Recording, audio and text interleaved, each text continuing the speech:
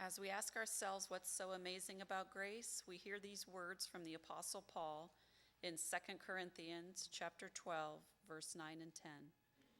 But he said to me, "My grace is sufficient for you, for power is made perfect in weakness. So I will boast all the more gladly of my weaknesses, so that the power of Christ may dwell in me. Therefore I am content with weaknesses, insults, hardships, persecutions, and calamities for the sake of Christ. For whenever I am weak, then I am strong." This is the word of God for the people of God. Thanks be to God. Good. Buongiorno. That's the way we started every morning for almost 2 weeks as we traveled on this pilgrimage, this biblically led pilgrimage to Italy. It's hard to believe that just 2 days ago we were in Venice, a city that does not have any kind of car traffic but only boat traffic because it's fashioned around 118 islands. And one of the most visited places in Italy is the Basilica of St. Mark, and that's just part of the glory of that nation. 40% of all the art in the world is in Italy. 20% of the rest of the art came out of Italy. To hear the stories shared of Paul's life, of Peter's life, of Paul, his last days in this world, it just was a marvelous experience. As I come to the end of a beautiful tenure at Bethel Church, these amazing 9 years, I was wondering what might I talk about during a last sermon series. And then Walter Florence gave me a book several months ago that he had got at some discount bookstore, and it was one that I'd read almost 20 years ago by Philip Yancey, and some of you remember it. It's called "What's So Amazing About Grace?" I think some of you have even done a Bible study, or it's been led in small groups in the church. And I thought, grace is what we ought to talk about when we part company, because grace is what separates us from the rest of the world and from the rest of the world's religion. Philip Yancey would say that grace is the best last word, reminding us that good things come not from our own efforts. They're simply gifts from God. Grace is unmerited love. It's only what God can give us. We can't earn it. It's Christianity's best gift to the world, and it comes from the outside. It's nothing that we can earn or achieve. And sometimes when we feel guilty, it's this longing for grace. So let's think of grace and some of the words that come from the word grace, as we have tried to remind ourselves and have taught throughout our time here in Bethel. I always encourage you, when you sit down at a meal, no matter where it is, whether it's at Bob Evans or whether it's at an Italian restaurant in Florence, that you say grace. You say a blessing. You remind yourselves of what God has provided for you. We're grateful for kindness. So when people are kind, that's an act of grace. And there's a lot of gratitude in that word. And so out of grace comes generosity. You just cannot ever repay God for what God has done for us. So grateful, we're grateful for good news. We're congratulated. That grace comes out of that when we're successful, as a lot of our kids are being congratulated for their accomplishment and graduating from high school or in college and beyond. We're gracious when we host friends, and we experience that grace when people invite us over and they open up their homes, and it's only just for us, and sometimes we can't do anything in return for that kind of graciousness. At a restaurant, we offer a gratuity, a gift back. It's a gift of grace for what has been done for us. We didn't deserve that, but it was nice to have been served, and allows us to think about turning and serving others. We're given sometimes a grace period when there's a loan that's made, and within families and friends, sometimes you say, I'll give you extra time. I'll give you this grace period. It's because of your love and respect and friendship for that other person. Paul talks about the gospel of grace. That this whole book, the whole beginnings of our New Testament, the Gospels, are all about grace. And we're going to talk a little bit about how Jesus did nothing but manifest grace. When Mary was pregnant with Jesus, and she came to visit Elizabeth, before she visits Elizabeth, the angel Gabriel comes to her and says, "Hail Mary, full of grace, the Lord is with you." When grace is a part of who you are, then we know that God is with you and God resides with you. That's the only way that you can manifest grace. Composers, when they're writing their musical scores, will add grace notes. These are notes that, little notes that allow the music to flourish, to be embellished, to take on this added life that without them you would really miss it. We know that the most popular song ever written, both religiously and secularly, is Amazing Grace. How sweet the sound. That was recorded 239 years ago by John Newton. People who have never known a stranger. I love those folks. They're just so full of grace themselves because they realize that as they meet other people, that they will see sometimes a whole new chapter opened up in their life. There were so many of those moments that happened to us when we were in Italy, when our last night in Venice, as we're together, and I'm going to tell you a little bit about this other group. It was a group that was sent to us by God that we teamed with, Soapstone United Methodist Church in Raleigh, Indiana. Wonderful, wonderful people. And we're with those friends that night, and this woman overhears that I was from Dayton, Ohio. And she said, well, I'm from Dayton, Ohio. Her name, I learned, was Barb. I said, well, that's great. She said, I lived on a street called Shadyside. I said, I lived on Shadyside. Shadyside is just a short street in North Dayton. She moved in after I moved in. And she said, I have an uncle. And I said, I went to Fairview Church. And she said, I had an uncle who went to Fairview Church. His name is Jim. And her last name was Bretzfelder. I said, I coached Jim Bretzfelder for 12 years on a church softball team. The hand of grace, when you allow yourself to open up and just experience someone, a stranger. And Jesus would talk about how we need to welcome strangers. And a church needs to welcome strangers in their midst. You hear a lot of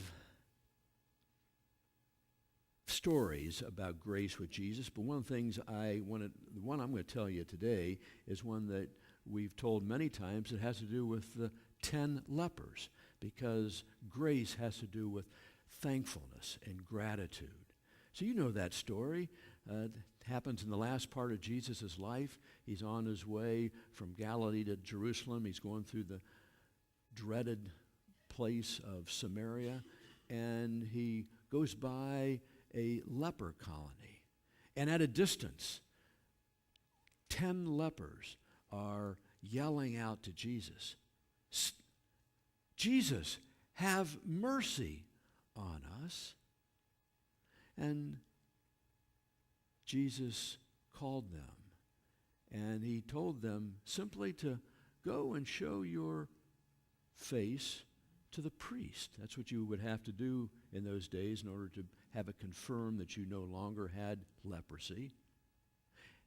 And they scamper off, still with leprosy. But on their way, the leprosy's gone. One stops before he gets to the priest, and he runs back and he falls at Jesus' feet in gratitude and thankfulness. And Jesus touched him and said, what happened to the other 9? Where is their gratitude? And he told him to get up and be on his way because his faith had saved him. A story of grace, unwarranted, unmerited, a gift from God. None of the 10 earned it, but only one of the 10 came back to say thanks. People that are full of grace are thankful people. They're always expressing their gratitude. Thank you is on their lips because they know that they need to be thankful for everything. As a church, we need to be full of grace, full of thankfulness. Now, because the church at its best is all about that, that's where we get the opportunity to be the church of grace. But sometimes we fall short. Philip Yancey says that we often show ungrace because of a spirit of what he calls moral superiority. He says that we get too much involved with a spirit of strict interpretation, so we are concerned of laws, and we miss the import of what Jesus is saying. So it's a part of what he calls ungrace.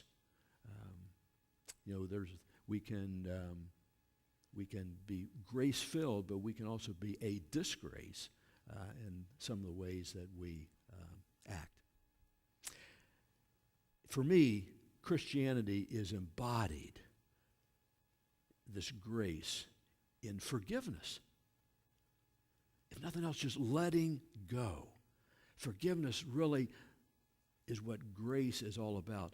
The theologian that I studied so often in seminary, Paul Tillich, says, forgiveness is remembering the past in order that it may be forgotten. Think about that. So the past must be remembered before it can be let go of. And Yancey will say forgiveness is meeting physical force with soul force. Don't you like that terminology, soul force? But it goes against human nature to forgive because we want to get even, and that's what we're often taught. That's why I chose this passage for us today. My power is made perfect in weakness. My grace is sufficient. That's all you need. I will never let you down. I will always be there with you and for you, whether you even deserve it. So Paul would get to the point where he could boast about his weaknesses and his troubles and his calamities. And he had a thorn in his flesh he couldn't understand, and he would pray and pray that he would be delivered from it. But he said, Lord, if that's what it needs to remind me of your presence and your grace, that's not anything of my doing, but of yours, then let it be. So this thing about grace, it's often considered to be a word synonymous with love, and I see nothing wrong with that. But there's an expanded thing about grace. Grace is something that can be observed in others. You know when you are with somebody and they're reflecting grace, they're full of grace, they're graceful, they've got nothing but gratitude on their lips. And then we can be the ones to demonstrate grace. Then we become the witness. Then we become Christ to the world. So it's something that can be observed in nature, can be observed all around, but it's to be observed and taken in so that it can be given, it can be shared, it can be demonstrated. Grace is what separates us. As I leave, if you are grace-filled in the days and years ahead, no matter what else we are, that'll be the mark of Bethel International United Methodist Church. When we embrace the different elements of our congregation and we do it in love, we're doing it in grace. And that's what will draw people to us. If we get stuck, as Yancey said, too much in rules and legalism, people will stay away. There's enough of that in the world. They need to know what this unmerited grace, this love of Jesus Christ is all about. Someone once said that I learned grace by being graced. So, because people have been graceful to you, then you understand, if you appreciate it, how you need to turn and be that to others. Okay, so today we've looked at like the arsenal of grace. How much is at our disposal that we can use. Next Sunday, as we break this down, and John is going to be taking a stab at this while I'm at annual conference, he's going to talk about the eyes of grace. What do the eyes of grace look like? And then on the third Sunday, I'm going to talk about the math of grace, M-A-T-H. Does grace really compute out the way the world thinks it should compute out? There's some great stories in Scripture about math, and we're going to hear a story told by Tracy Radosevic from Italy that talks a little bit about the math of grace. And then the fourth Sunday, which is Father's Day, we're going to talk about the hands of grace. And we're going to hear a little bit from the people of Raleigh, North Carolina, in this incredible church called Soapstone, and see what they have to say about that. And then I want to close out my very last Sunday with you, the fifth Sunday, June 24th, with the aroma of grace. What does grace smell like? Because when you're in the presence of it, just like when you're in these beautiful bays of flowers, wildflowers, and you take it all in. You know you're in the presence of grace. And there's a certain scent that we've talked a couple weeks ago that God has.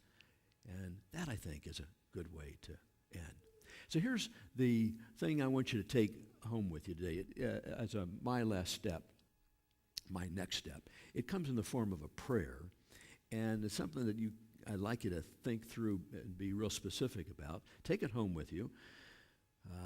And I want you to think about these grace notes, things that composers add to their music to take it to another level, to allow it when it's played or sung to be something that if you didn't hear it after that, you know that something was missing. So here's the prayer. It's on your back of your bulletin and in your connection card. Jesus, here are some grace notes I want to add to my life's composition this week that will allow your desire for me to be more noticeable. What can I do? What note can I add to my life specifically? What are things that I need to work on so that it'll we'll be able to better live into the desire God has for our hearts and for our beings, so that other people will notice Christ within us, so that we can be full of grace, as Mary was. Hail Mary, full of grace, the Lord is with you. The Lord will always be with you when grace abounds in your life.